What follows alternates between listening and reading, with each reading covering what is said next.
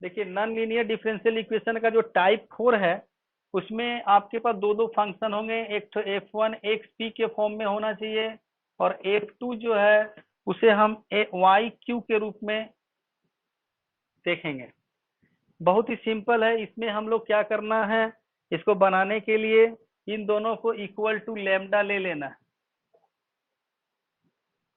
और फिर हम लोगों को पहले f1 एक्स पी के रूप में लेकर के लेमडा के बराबर p के लिए सॉल्व कर देना है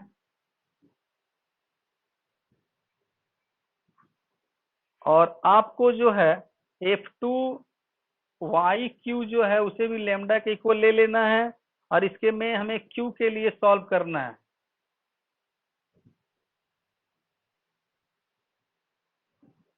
समझ में आया? फिर जैसा कि आपको मालूम है कंप्लीट इंटीग्रल निकालने के लिए हम लोगों के पास जो फॉर्म होता था p d x q d y, इस फॉर्म में जाना है और आपको दोनों इक्वेशन को पुट कर देना है, वही हमारा कंप्लीट इंटीग्रल हो जाएगा।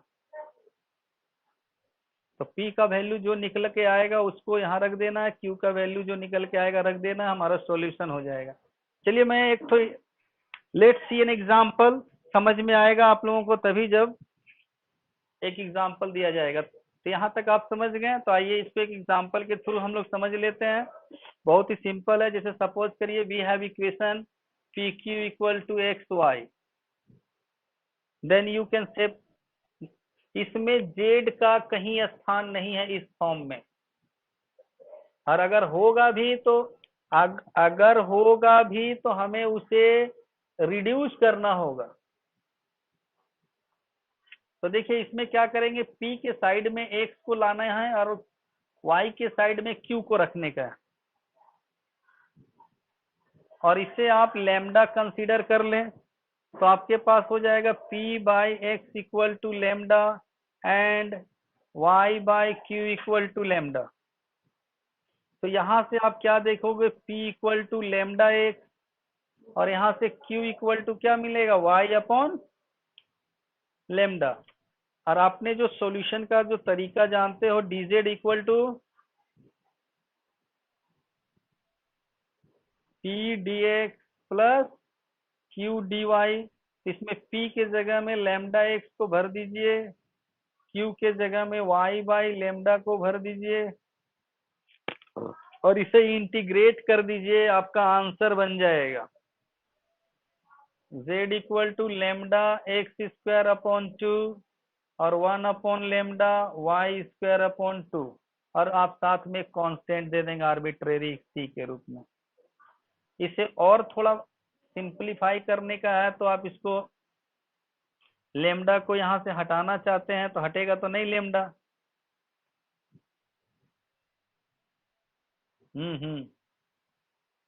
तो आप क्या देखोगे कि 2 lambda z equal to lambda square x square plus y square plus lambda 2 lambda c, इस तरह से हमें प्राप्त हुआ।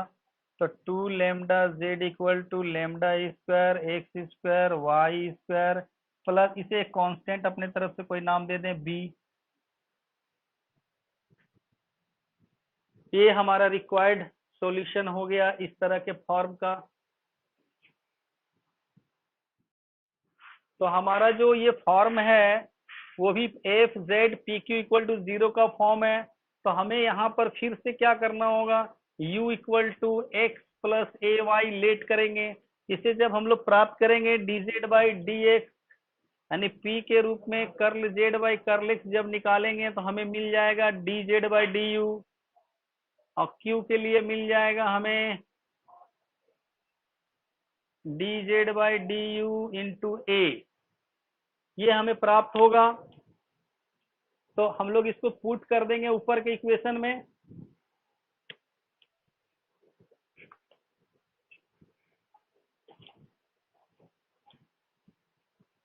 बढ़िया से मास्क उस लगा के जाना, सैनिटाइजर वगैरह लेके।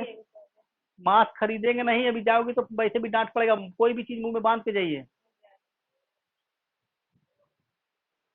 बड़ा समझ रहे नॉर्मल डे में जा रहे हैं जैसे। आइए इस इक्वेशन में पुट करेंगे हम लोग p का वैल्यू और q के वैल्यू को। तो dz बाई du का whole cube plus a dz by du whole cube 3p के जगह में dz by du into a और z। ये इस तरह से हमने इसको पुट कर दिया है। अब आप लोग देखेंगे क्या कि यहाँ से dz बाई du हमारा जो है क्यूब में कॉमन आ गया, तो 1 प्लस ए क्यूब बच रहा है इस तरह, और इधर में आपका dz बाई du का होल स्क्वायर बन रहा है और a z साथ में। आप दोनों तरफ से अगर कैंसिल आउट करेंगे तो dz बाई du का होल स्क्वायर को कैंसिल कर सकते हैं, तो आपके पास बचेगा dz by du 1 plus a Q, इधर में बचेगा 3az। तो आपको क्या करना है, z को लेके dz के नीचे पहुंच जाना है। d इधर में 3a du इंटीग्रेट करेंगे हम लोग, तो बन जाएगा 1 plus a q log z 3au। c को जिधर मन उधर रख दो, कोई प्रॉब्लम नहीं है, इधर मन करे इधर रख दो। और u के बदले में जो वैल्यू आपने प्राप्त रखा था, लेट किया हुआ था,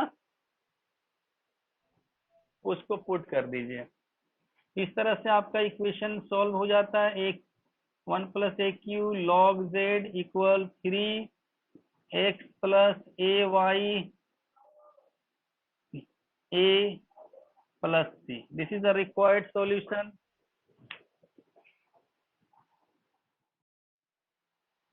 जरा ध्यान दीजिएगा, हमारे पास इक्वेशन इस रूप में दिया हुआ q equal to p x plus p square. तो हम लोग क्या करेंगे कि इसमें x के तरफ p को रखने का और एक तरफ q को रखने का, ये हम लोगों ने सीखा है ना। तो आप P x plus p square सब तो एक ही तरफ है और q अलग है ही, तो इसको लेमडा लिया जा सकता है। तो p square plus p x minus lambda equal to 0, एक पार्ट हमें ऐसे मिलेगा और एक पार्ट हमें क्यू इक्वल टू लेमडा। तो क्यू के लिए तो सॉल्व करना नहीं है, पी के लिए हमें यहाँ सॉल्व करना होगा। तो पी का वैल्यू निकालने के लिए क्वाड्रेटिक इक्वेशन का सहारा ले सकते हैं हम लोग।